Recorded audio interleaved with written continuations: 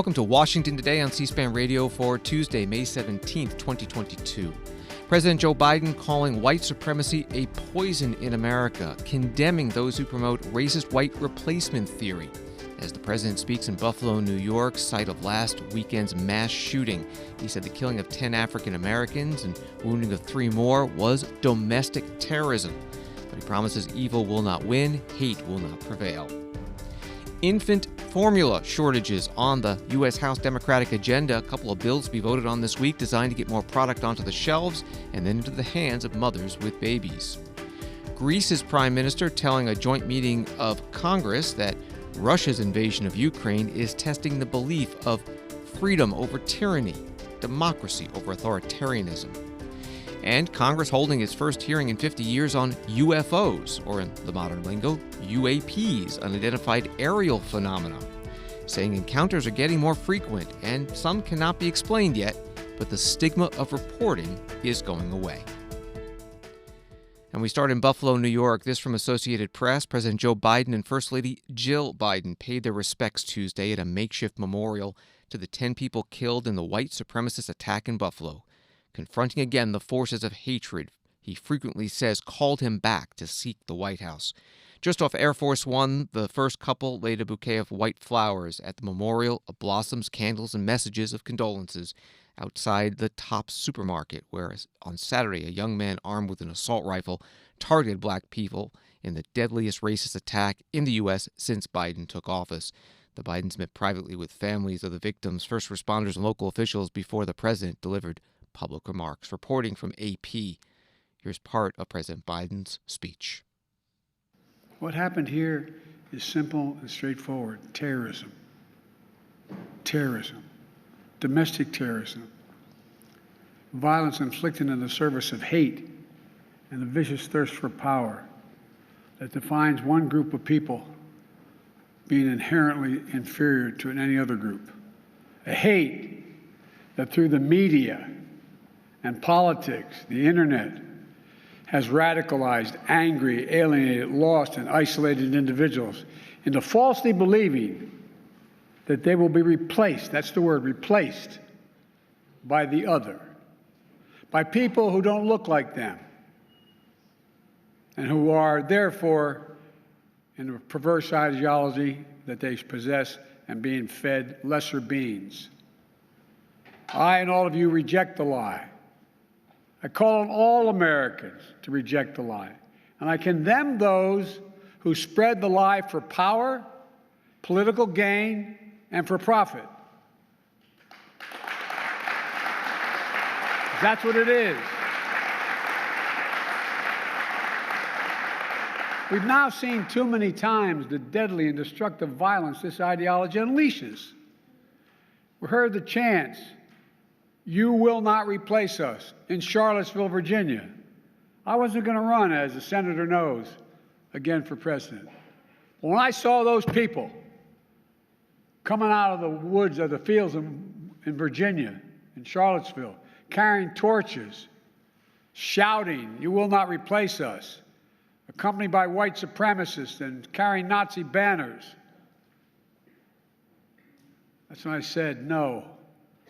No. And I, honest to God, those who know me, Chuck, I wasn't going to run for certain. But I was going to be darned if I was going to let anyway. I'm going to get going.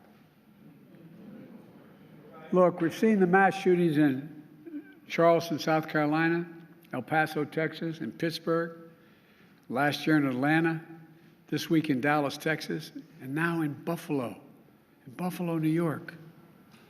White supremacy is a poison. It's a poison running through it really is. Running through our body politic. And it's been allowed to fester and grow right in front of our eyes. No more. I mean, no more. We need to say as clearly and forcefully as we can that the ideology of white supremacy has no place in America. None. President Joe Biden at a community center in Buffalo, New York today. President also calling for stricter gun laws. Before the shooting last Saturday, the alleged gunman, 18-year-old Peyton Gendron, reportedly posted online a long letter that contained racist and anti-Semitic parts of it. And one of the people to whom President Biden was referencing, although not by name in his speech, Fox News Channel host Tucker Carlson said this on his show Monday night. What he wrote does not add up to a manifesto.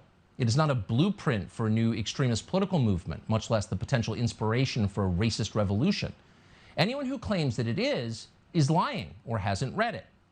Instead, Gendron's letter is a rambling pastiche of slogans and internet memes, some of which flatly contradict one another. The document is not recognizably left-wing or right-wing. It's not really political at all. The document is crazy. It's the product of a diseased and organized mind. At one point, Gendron suggests that Fox News is part of some global conspiracy against him. He writes like the mental patient he is, disjointed, irrational, paranoid. Now, that's true, not that it makes the atrocities he committed easier to bear. If your daughter was murdered on Saturday in Buffalo, you wouldn't care why the killer did it or who he voted for. But the truth about Peyton Gendron does tell you a lot about the ruthlessness and dishonesty of our political leadership. Within minutes of Saturday's shooting, before all of the bodies of those 10 murdered Americans had even been identified by their loved ones, professional Democrats had begun a coordinated campaign to blame those murders on their political opponents. They did it, they said, immediately. Patron Gendron was the heir to Donald Trump, they told us. Trumpism committed mass murder in Buffalo. And for that reason, it followed logically, we must suspend the First Amendment. Tucker Carlson, a host on Fox News, on his show Monday night. On Capitol Hill today, the House Democratic Caucus Chairman, Hakeem Jeffries, from New York, did put some of the blame at the feet of the Republican Party. House Republicans are fanning the flames of hatred and embracing a racist conspiracy theory put forth by white supremacists on so-called replacement. And we're still waiting for a single House Republican leader to denounce replacement theory, the theory that led to the massacre in Buffalo, New York. And hopefully, we'll see some decency from them today and throughout the week. Congressman Hakeem Jeffries, Democrat from New York. He's the House Democratic Caucus Chair at a news conference today in Washington. House Democrats are considering bringing to the House floor a bill to create a domestic terrorism office within the Justice Department, another one in the Department of Homeland Security, and another one in the FBI, and require regular reports on how severe domestic terrorism threats are in the nation. That bill did pass the House 2 years ago by voice vote, but did not make it through the Senate, blocked by Republicans. Republican Congressman James Comer of Kentucky asked about his party's reaction to the Buffalo mass shooting. James Comer was on C-SPAN this morning. On the weekend news, the horrible massacre in Buffalo, New York, the murders there. What was your reaction to that? Well, it's terrible. Anytime there's a tragedy like that, what can Congress do? I mean, certainly our thoughts and prayers go to the victims of the families. It's just needless, unnecessary tragedy. I wanted to get your reaction to what people have pinned some of the blame on the political nature of this alleged shooter's manifesto and the reasons for doing that. And some members of your own caucus, including Liz Cheney and Adam Kinzinger. Liz Cheney had tweeted shortly after, yesterday as a matter of fact, that House Republican leadership has enabled white nationalism, white supremacy, and anti-Semitism history to be taught us that what begins with words ends in far worse. Republican leaders, she says, must renounce and reject these views and those who hold them. I think Republican leaders have renounced views of white supremacism. It's very unfortunate that Liz said that. I totally disagree. I don't think anyone in our conference has done anything but condone unnecessary violence, racism, any type of wrong. So I fundamentally disagree with what Liz said, but obviously, there's no room for racism in America. Congressman James Comer, Republican from Kentucky, on Tuesday morning's Washington Journal program on C-SPAN. The Senate Republican leader Mitch McConnell, also from Kentucky, got this reporter's question today on the subject. Biden said today in Buffalo that the U.S. must reject the lie of racist replacement theory. Specifically, does the Republican Party need to reject it? Look, the racism of any sort is abhorrent in America and ought to be stood up to by everybody, both Republicans, Democrats, all Americans. Senate Minority Leader Mitch McConnell, news conference in Washington, D.C. The suspect in the Buffalo mass shooting, Peyton Gendron, he was arrested at the supermarket where that shooting happened, has been charged with first-degree murder and has pleaded not guilty. Officials saying they're also looking into adding additional charges, including racially motivated hate crime and possibly something related to terrorism.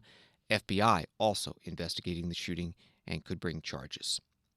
This from the New York Post website. A federal judge expected to rule this week on whether the Biden administration can lift the Title 42 health policy that has been used by border officials to expel tens of thousands of illegal immigrants. District Judge Robert Summerhays heard arguments Friday on a lawsuit filed in April by 24 Republican state attorneys general who seek to block the Centers for Disease Control and Prevention from ending the policy on May 23rd. After the hearing in Louisiana, the judge said he would issue an opinion before the order is scheduled to lapse.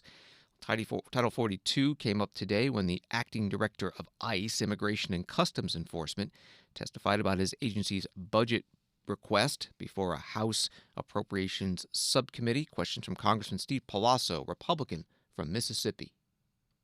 Several weeks ago, Secretary Mayorkas sat in front of this committee and explained that he is preparing the agencies he is responsible for to be ready for this massive influx of immigrants. Hope is not a strategy, and I believe we need to have a clear plan in place to deal with the influx that is to come. Could you please explain to me and this committee what will ICE be ready to do differently as of May 24th?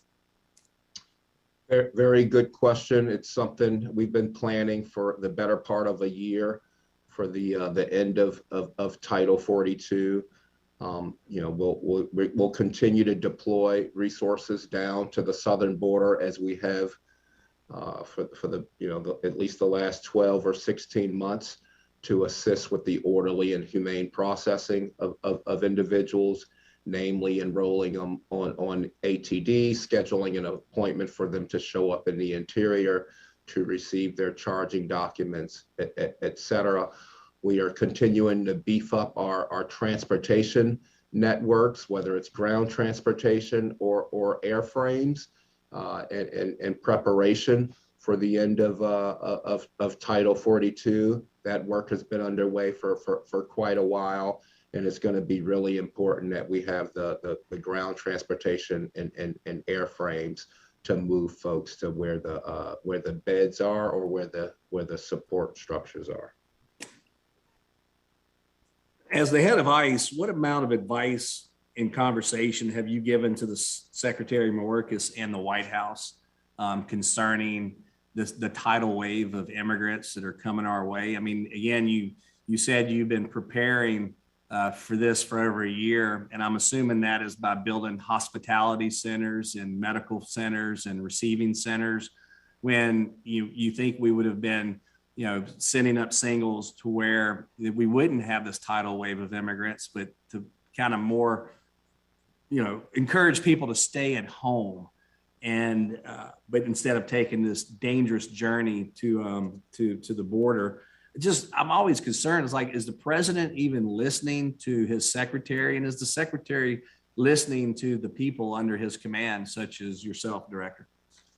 So I can only speak to my conversations with the department and the secretary, and absolutely they are taking our input and all the input from the career professionals within the organization.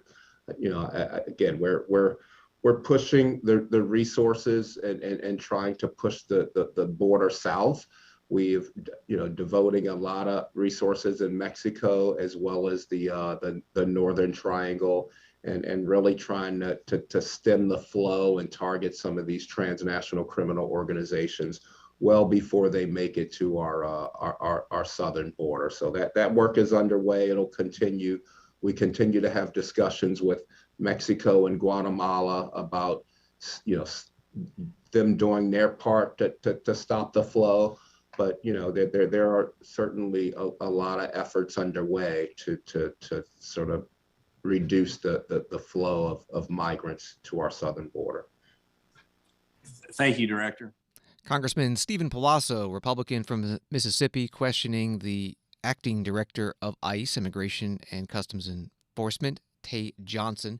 Virtual hearing held by the House Appropriations Subcommittee that oversees the ICE budget, talking about next year's budget request. The Homeland Security Secretary Alejandro Mayorkas was at the U.S.-Mexico border today in McAllen, Texas, and emphasizing his department is ready if Title 42 is allowed to go away, and he has a message for migrants. It is very important to note that while, of course, we are preparing for the end of Title 42, based on the Centers for Disease Control and Prevention's decision that it will end on May 23rd, that does not mean that the border is open beginning on May 23rd. We continue to enforce the laws of this country. We continue to remove individuals who do not qualify for relief under the laws of this country. Homeland Security Secretary Alejandro Mayorkas in McAllen, Texas, along the U.S.-Mexico border, an area that sees some of the busiest cross-border traffic. Border officials saying they encountered in April over 234,000 migrants at the border. That beats the amount in March, which was 221,000, highest levels in 2 decades. This is Washington Today. From CBS News, House Democrats on Tuesday introduced legislation to provide an additional $28 million to the Food and Drug Administration to help address the baby formula shortage affecting families across the country. The supplemental appropriations bill from Congresswoman Rosa DeLauro of Connecticut, chair of the House Appropriations Committee, would provide resources to keep fraudulent formula products from making their way onto store shelves and help acquire better data on the formula marketplace. Would also fund the balance of needed FDA activities, bolster the workforce focused on formula issues, and boost FDA inspection staff, according to the committee. That from CBS News. House Democrats holding a news conference on this, beginning with Speaker Nancy Pelosi. Babies. I usually say for the children today, for the children, for the babies. I was telling our colleagues that as they gather here, on the way in, we were driving behind a truck this morning and said, for the babies on top. It had nothing to do with what we're dealing with now. It was just a regular delivery check with things for the babies. But that's the centerpiece of all of this now. Our babies, the nutrition they receive when they are very young has such an impact on their entire lives. The security their families feel about taking good care of them is what our country is about. Today, the House Democrats are unveiling a new legislative agenda to ease the unconscionable infant formula shortage. There are 2 bold bills that we have. You'll hear about them. Bobby Scott, the chair of Ed and Labor, is on the floor with the Workforce Development bill, but he and Congresswoman Jahana Hayes have worked very hard on a bill that you'll hear about that talks about the WIC program.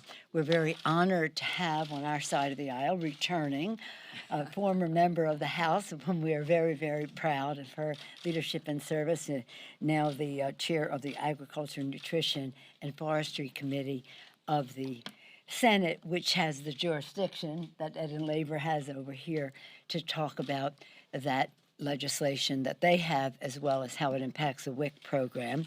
And of course, Rosa DeLauro on appropriations as the chair. Rosa, before she was the chair of the almighty, powerful whole committee of appropriations, one time she was chair of the Ag Subcommittee, which has largely nutrition in it, so she knows of this issue well, and we'll talk about the appropriations bill coming forward on that. Mr. Pallone will be having hearings on this, and as others, Mr. Leader has informed me that Carolyn Maloney, and you may want to speak more to that, will be having hearings in the Oversight Committee as well, but we're going to hear from Mr. Pallone today. None of this could be possible without the speed and efficiency of getting this legislation to the floor in very short order. And the minute the leader heard about this issue and took it up with our chairs and the chairs committee, we were on our way. So thank you, Mr. Leader, for your knowledge of this issue, your appreciation for the urgency of it all, and for giving us this opportunity to vote on these bills this week. That's House Speaker Nancy Pelosi, Democrat from California, at a news conference with other House Democrats. Also there was Senator Debbie Stabenow, who chairs the Agriculture Committee in the Senate, talking about baby formula shortage legislation. One bill providing $28 million to the FDA. A second bill, it would grant emergency authority to the Special Supplemental Nutrition Program for Women, Infants, and Children, also known as WIC, to address supply chain disruptions and recalls of formulas. This from NBC News about that news conference. They write, a frustrated Speaker Pelosi suggested Tuesday that indictments could be handed down in the nationwide baby formula shortage after the dust settles. She's quoted as saying, I think that when all of this is done, I'm not associating my colleagues with what I'm about to say right now. I'm just saying for myself, I think there might be a need for indictment. NBC News notes Pelosi didn't specify who might be indicted, and a spokesman did not clarify her remarks. Senator Joni Ernst, a member of the Senate Republican leadership, also talking about the shortage at a separate news conference today. Who would have ever thought that we would have a shortage of baby formula right here in the United States? I got a text a couple nights ago from a friend in Iowa, and he was imploring me because a young couple that he knows had a preemie baby. And that baby is being released from the NICU very soon. And mom and dad are struggling to figure out where the formula is going to come from for their newborn baby. You know, these are things that could have been foreseen, things that the Biden administration could have planned for and encouraged the FDA to work through. So I understand that Abbott and the FDA have an agreement to reopen their plant to produce baby formula, but the courts have to agree as well. So what are we to do in the meantime to support and help these families that need this baby formula? This is not some ordinary product that you can live without for a number of time, a period of weeks. When you need it, you need it. So whether it's importing from those other countries, as Senator Blunt had stated, whether it's solving our supply chain issues, or just something as simple as opening a plant, we need to do it. You know, these babies are in need, and we shouldn't be turning our back on these babies. Senator Joni Ernst with reporters on Capitol Hill. On Wall Street today, the Dow up 43, NASDAQ up 321, S&P up 80. Commerce Department says retail spending in April rose 0.9% compared to March, the fourth straight month of increases. Wall Street Journal writing on this, saying Americans continue to pump money into the U.S. economy in April, with increased retail spending offering the latest sign consumers are driving demand at stores and manufacturers despite the pinch from high inflation. Dr. Anthony Fauci, the White House chief medical advisor, said on CNN this past weekend that if former President Donald Trump returns to the White House as president, he, Fauci, would not stay on in his current role. Fauci asked whether he had faith in Donald Trump's ability to deal with COVID-19 or another pandemic, and saying, if you look at the history of what the response was during the administration, I think at best you could say it wasn't optimal. Dr. Fauci today testifying before a Senate Appropriations Subcommittee about the budget request for the National Institutes of Health, and Senator John Kennedy, Republican from Louisiana, asking him about lessons from the pandemic response. In hindsight, knowing what you know now, had you known it then, did we do the right thing in shutting down society?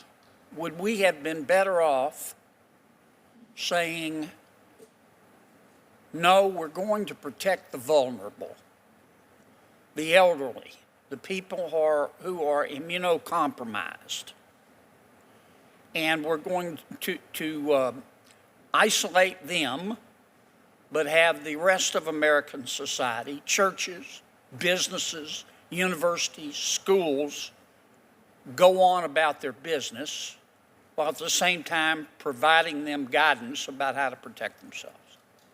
Well, it's a complicated question. I'll try and give as simple an answer as possible. I think there's a misperception about who the vulnerable are. There are many, many more vulnerables in society, and there's a misperception that the only yes, vulnerables... Sir, but I'm about to run out of time. Let's assume that we can agree on a definition. I don't think you can. I think that society is very heterogeneous, and it isn't a question of shutting down completely, Senator, because we never shut down completely. If you do shut down a society, you do it for a purpose. And the purpose is at that period of time when you're protecting people from interaction, that you get as many people vaccinated as you possibly can. Let me stop to you, shut Doctor. down. I'm going to run out of time. Let me ask you one last Sure. question. What would you do differently today? Right now, I would hope that we would get many more people vaccinated. No, but what would you do when you did it, in hindsight, if you knew then what you know today? It depends on when we got the vaccine. Do you mean before the availability of vaccine? Before the ability of vaccine, when we had no other situation, I would try to protect people by making sure that they masked and they kept themselves separated from this congregate indoor settings. That's what I would do in the absence of a vaccine. But right now, I think it's important looking forward. We still only have 66% of the total population vaccinated, and less than half of those are boosted. I think we can approach what we are likely going to be seeing now with an increase in surges, with the possibility of a surge in the fall and winter. One of the real things we can all do as a nation is pull together and try to get our people vaccinated, and those who are eligible to be boosted. That would solve a lot of the problems that you're referring to. Okay, thank you. Thank you. all. Dr. Anthony Fauci, director of the National Institute of Allergy and Infectious Diseases, also a member of the White House COVID-19 response team, questioned by Senator John Kennedy, Republican from Louisiana, a Senate Appropriations Subcommittee hearing on the NIH FY 2023 budget proposal. Directors of several other institutes and the National Institutes of Health also testifying. FDA today authorizing a Pfizer COVID-19 vaccine booster shot for healthy 5 to 11-year-olds. After 5 months after their last dose, the CDC still needs to sign off on this. Pfizer, the only authorized vaccine for that age group. The CDC scientific advisors meet on Thursday. Washington Today continues in a moment. Homeland Security Department officials testify about the efforts to combat the opioid epidemic tomorrow at 2 p.m. Eastern. You can listen as members of a House Homeland Security subcommittee hear what resources and authorities are being used to seize fentanyl and other illicit drugs from entering the country, as well as what recommendations the Department of Homeland Security has for reducing the flow of opioids into the country. Tell your smart speaker to play C-SPAN Radio.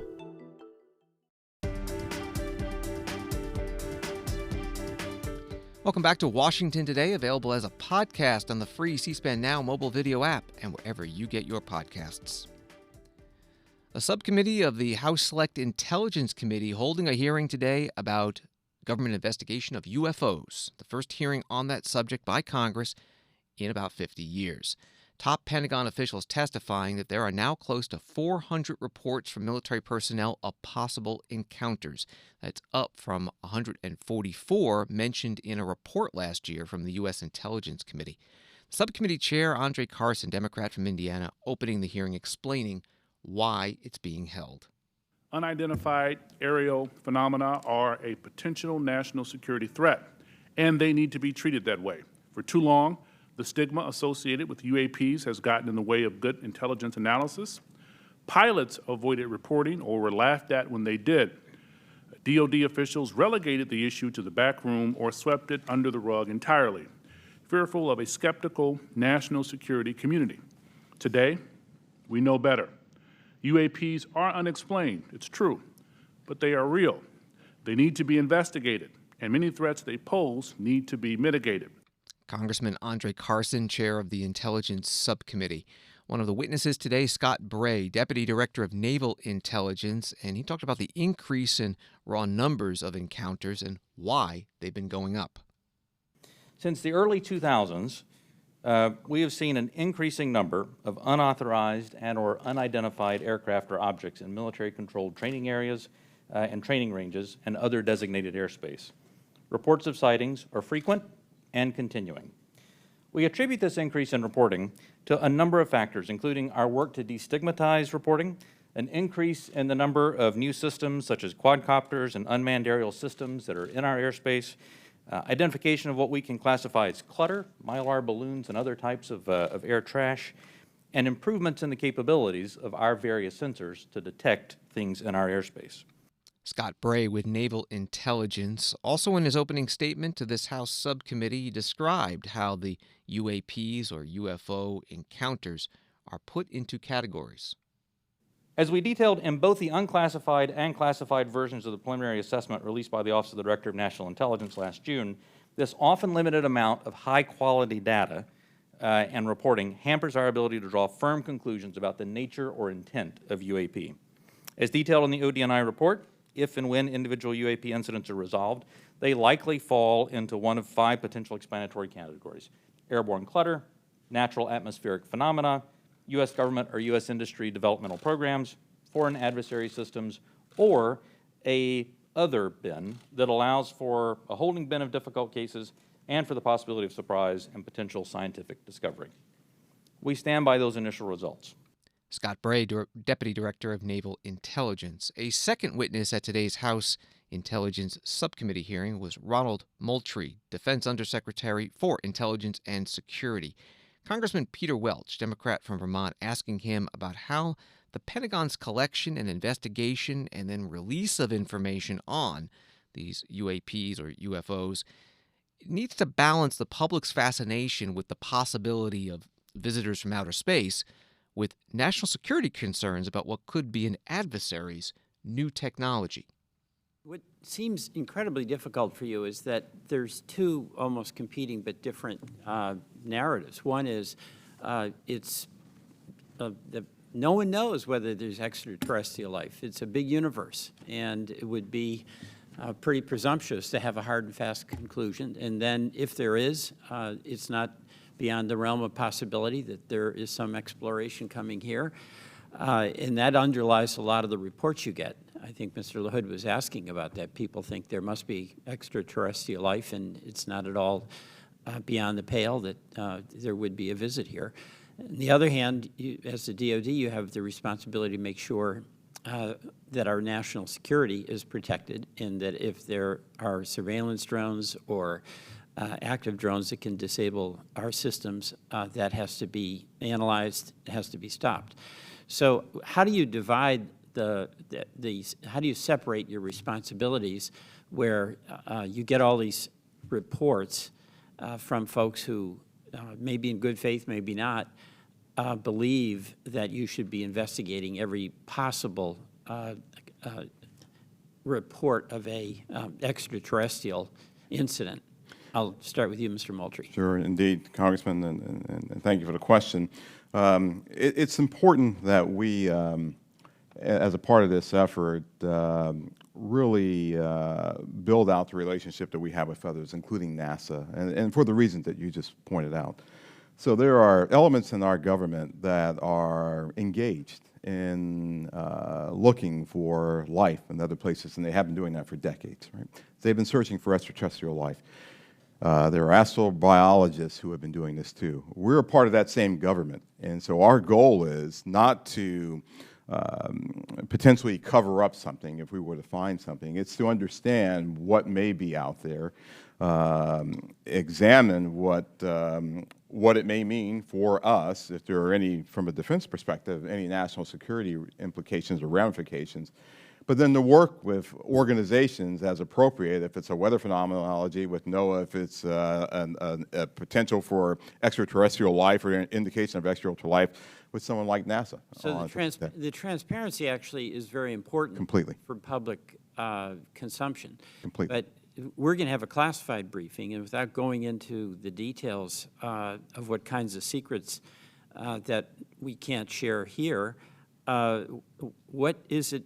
What are we protecting? I don't know if you can answer this question in this open forum, but in fact, your perception of what it is we have to, quote, protect. So I think right now what's really important for us to protect is how we know certain things. So there are a lot of things that we know, whether it be about the thinking of other leaders around the world, the weapon systems that are being developed, or how we detect things that may be threats to us. Many of those things are the result of some of our most sensitive sources and methods, and we'll use those things not just for this effort, but those same sources and methods are used to help protect us from adversaries and from others who might mean to do us harm. There aren't separate UAP sensors. There's not a separate UAP processing computer. There's not a separate UAP dissemination chain or whatever. So it's the same process. It's the same system that we have that helps us do all that. We need to protect that because this is something that we're looking at, but we're sure there are going to be other things that we'll look at in the future that will need those same sensors, we'll need those same sources and methods to help us do. So we're protecting the fact of that this nation has developed capabilities that enable us to know what may be threats to us and to counter those threats before they become something of a national issue. Thank you very much. I want to thank both you, Mr. Bray, and you, Mr. Moultrie, for your appearance today. I yield back. Congressman Peter Welch, Democrat from Vermont, questioning Ronald Moultrie, Defense Undersecretary for Intelligence and Security. A House Intelligence Subcommittee hearing. We covered it all on C-SPAN. You can find the full hour and a half at our website, cspan.org. There's also a moment where Ronald Moultrie said that he did go to science fiction conventions. He said he enjoys that. He'd say, but I don't necessarily dress up, but I do believe it's important to show that Department of Defense, we have character, and we're people just like you, just like the American people. The U.S. Senate's still working on a $40 billion aid package for Ukraine, humanitarian and economic and military aid to help that country continue its war to repel Russia's invasion.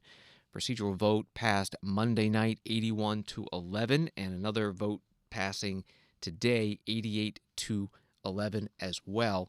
The Senate Republican leader Mitch McConnell, just back from a trip to Ukraine, is along with Sweden and Finland with other Senate Republicans on the Senate floor today. Yesterday, in a bipartisan landslide, the Senate advanced legislation to get more arms and assistance to the innocent people of Ukraine. Senators Collins, Cornyn, Barrasso, and I just returned last night from Europe. Our first stop was Kyiv. It was moving to feel some of the impacts of Putin's aggression, to see a free and independent nation made to literally fight for its life. But it was also inspiring to witness the bravery and the determination that have united Ukrainians in the face of this onslaught. Ukraine has had more than its share of domestic political differences in recent years. Putin must have thought some Ukrainians would actually welcome invading Russian forces. Instead, both Ukrainian-speaking and Russian-speaking Ukrainians have united in defense of their sovereign nation. Senate Republican leader Mitch McConnell of Kentucky on the Senate floor. He was followed by the other senator from Kentucky, also Republican, Rand Paul, one of the no votes in the procedural vote so far on this $40 billion bill to aid Ukraine. And Paul actually single-handedly has been holding up quick passage of the bill for a week. The U.S. debt now approaches $30 trillion. In the past 2 years alone, we have added nearly $6 trillion in new debt. Inflation roars throughout the land. Grocery bills are punishing the working class and poor, and gas prices exceed $5. Even before the pandemic bailouts, our country was running a $1 trillion annual deficit just to pay for its routine commitments. Putting aside the constitutionality of the $40 billion to Ukraine, isn't there a more fiscally responsible way this could be done? What about taking the $40 billion from elsewhere in the budget? The U.S. spends more on our military than the next 8 countries combined. Couldn't Congress simply shift over the $40 billion and not add to the debt? In the defense of Ukraine, if the defense of Ukraine is really in our national security interest, shouldn't the gift come from our military budget? What about cutting wasteful spending? My office cataloged over $50 billion in waste. I don't know about you, but couldn't we cut programs like the $1 million study to see if taking selfies of yourself while smiling and then looking at these selfies later on, if that makes you feel good? Or couldn't we cut the budget of the National Science Foundation that spends billions of dollars studying such burning questions as, do Panamanian city frogs have a different mating call than the country frogs? Senator Rand Paul, Republican from Kentucky, on the Senate floor today. Procedural votes moving along on this $40 billion aid package for Ukraine. So far, they have been overwhelming, 11 no votes, and a final passage vote expected by the end of the week, and is expected to pass. House has already passed it, so it would then be signed into law. Russia's war against Ukraine also coming up today in a speech before a joint meeting of Congress by the Prime Minister of Greece, Kyriakos Mitsotakis. Greece, he said, is where democracy began, and Greece is celebrating 200 years of independence of the modern state. He says, so it's fitting that Greece stand by the people of Ukraine. Today, like all of you, we Greeks look at what is happening just 500 miles to our north, and we are horrified and appalled. We look to Kiev, we look to Odessa, the city where our revolution was first conceived. We look at the tragedy unfolding in western Ukraine. Mariupol was a city founded by Catherine the Great in 1778 to resettle Greeks from Crimea who were fleeing Ottoman rule. And what we see is once more a people who are faced with the necessity of fighting to defend themselves in order to secure their future and their freedom. Let me be very clear. We have no animus towards the Russian people, with whom we have been bound so closely by faith and history. But we simply cannot be indifferent to a struggle that reminds us so much of our own.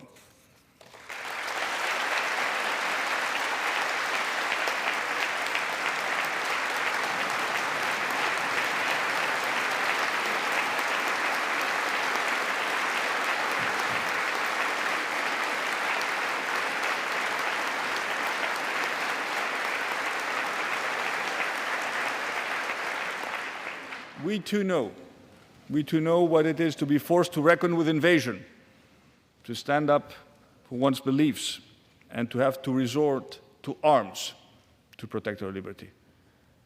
We know something about the heroism of the underdog, for whom the first victory comes from not capitulating in the face of overwhelming odds, from simply hanging on.